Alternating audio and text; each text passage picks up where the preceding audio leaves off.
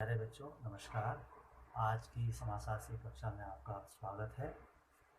पहला पाठ जैसा कि मैंने आपको बताया वो कंप्लीट हो गया है। आज जो दूसरा पाठ है हमारा वह है भारतीय समाज की जनसांख्यिकी रचना।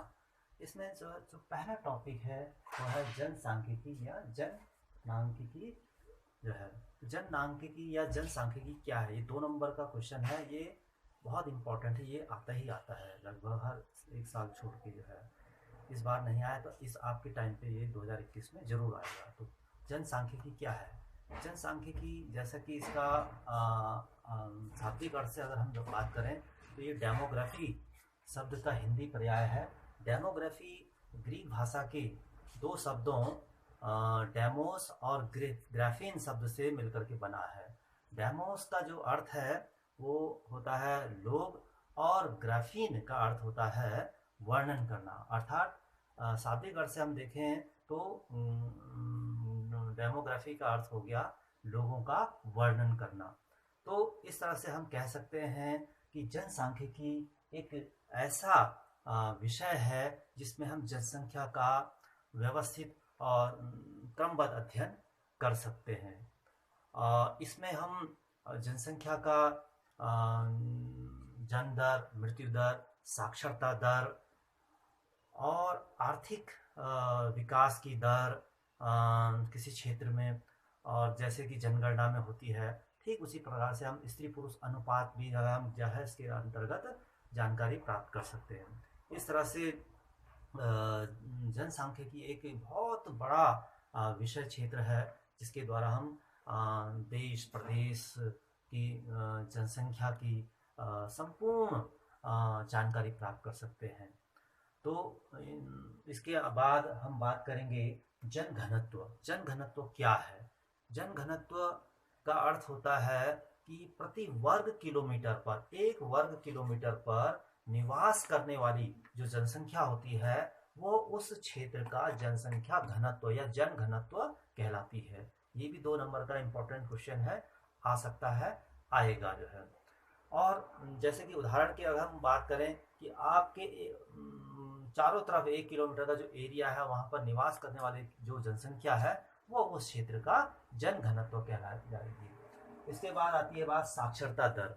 साक्षरता दर जैसा कि मैंने अभी बताया कि साक्षरता दर वह दर है जिसमें किसी स्थान विशेष में निवास करने वाले व्यक्ति पढ़ लिख सकते हैं।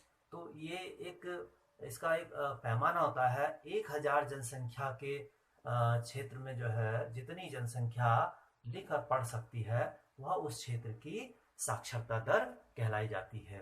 तो इस तरह से भारत में जो साक्षरता दर जो थी वो लगभग 1901 में 5.3% और 1951 में 18% थी, और जो बढ़ करके 2011 में अब लगभग 75% के करीब हो गई है।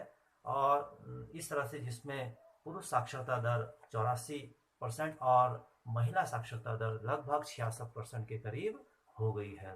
तो इसमें वह जनसंख्या आती है जो लिख पढ़ सकती है, और अपना उस जनसंख्या को हम साक्षर जनसंख्या कहते हैं। इसको 1000 के सापेक्ष हम देंगे।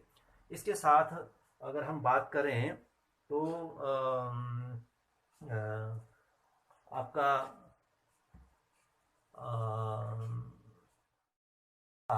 कि इसके बाद हम बात करें जन्म दर और मृत्यु दर। जन्म दर किसे कहते हैं और मृत्यु दर किसे कहते हैं? जन्म दर किसी स्थान विशेष में एक वर्ष में 1000 जनसंख्या के सापेक्ष, मतलब 1000 जो पॉपुलेशन उसकी तुलना में जन्म लेने वाले बच्चों की जो संख्या होती है उस क्षेत्र का की जन्म दर कहलाई जाती है। और ठीक इसी तरह से मृत्यु दर है कि किसी क्षेत्र विशेष में एक वर्ष में 1000 जनसंख्या की तुलना में मरने वाले लोगों की जो संख्या होती है उसे हम मृत्यु दर कहते हैं। तो ये भी इम्पोर्टेंट है कि जन्म दर और मृत्यु दर से आप क्या समझते हैं। तो हमारे देश में जो जन्म दर है वो मृत्यु दर की अपेक्षा बहुत अधिक है। वर्तमान में लगभग 2 से 2.5% की प्रतिशत के करीब जो है हमारे यहाँ जन्म दर है। और मृत्यु दर जो है आज चिकित्सकीय सुविधाओं के कारण और अन्य संसाधनों के कारण हमारी जो मृत्यु दर है वो कम हो गई है। और जिसके कारण आज हमारी लेकिन जन्म दर उसके मुकाबले वही बनी हुई है। तो उसे हमें कम करने की आवश्यकता है, क्योंकि जो हमारी जनसंख्या में वृद्धि का मूल कारण है वह यही है कि जन्म दर हमारी अधिक है और मृत्यु दर उसके सापेक्ष कम है। तो इस तरह से आज का जो ये मुख्य मैंने जो बातें बताई वो आपकी जनसांख्यिकी का अर्थ क्या है और जनघनत्व क्या है, साक्षरता दर और जन्म दर और मृत्यु दर क्या है, ये मैंने आपको लिखवाया हुआ है। और ये इसी के साथ मैं आपकी बात यहीं पे समाप्त करता हूँ। धन्यवाद।